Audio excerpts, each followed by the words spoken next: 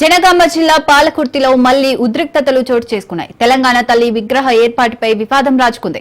Congress BRS శ్రేణుల మధ్య గొడవ షురూ అయింది. సమాచారం అందుకున్న పోలీసులు ఘటనా స్థలానికి చేరుకుని ఇరు పార్టీ శ్రేణులను అడ్డుకున్నారు. దీంతో కాసేపు ఐ టెన్షన్ నెలకొంది. మరోవైపు బీఆర్ఎస్ పోలీసులకు మధ్య తోపులాట జరిగింది. ఇక కాంగ్రెస్ అండ్ పోలీసుల తీరును నిరసిస్తూ బీఆర్ఎస్ శ్రేణులు ధర్నాకు దిగారు.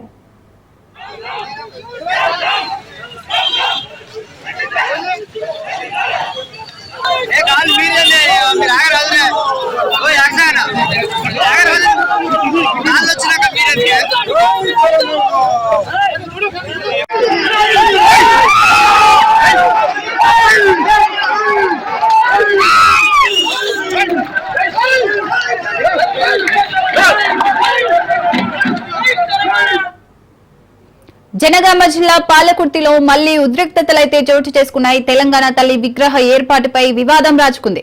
కాంగ్రెస్ బీఆర్ఎస్ శ్రేణుల మధ్య గొడవ షురూ అయింది. సమాచారం అందుకున్న పోలీసులు ఘటనా స్థలానికి చేరుకుని ఇరు పార్టీ శ్రేణులను అడ్డుకున్నారు. దీంతో కాసేపు హై టెన్షన్ నెలకొంది. మరోవైపు బీఆర్ఎస్ పోలీసుల మధ్య తోపులాట జరిగింది. ఇక కాంగ్రెస్ అండ్ పోలీసుల తీరును నిరసిస్తూ బీఆర్ఎస్ శ్రేణులు ధర్నాకు దిగారు.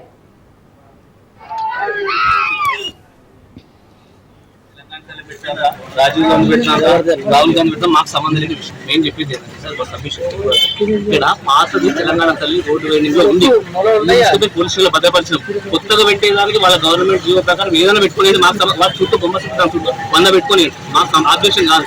మేము తీసి పునఃప్రతిష్ఠలో భాగంగా గ్రామ పంచాయతీ తీర్మానం 2023-24 ఇక్కడ ఉన్న పాత తెలంగాణ తల్లి విగ్రహాన్ని 2019 అది తీసుకొచ్చి ఇక్కడ పెట్టాలనేది మన కాన్సెప్ట్. అప్పుడు కూడా ఆ పర్మిషన్ల భాగంగా తీర్మానం చేస్తాం.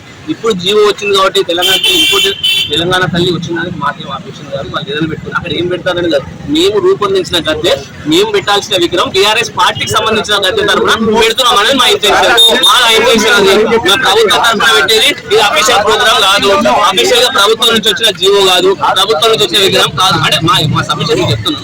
అది విషయం, అదే క్లారిటీ మీకు అర్థం కావాలి.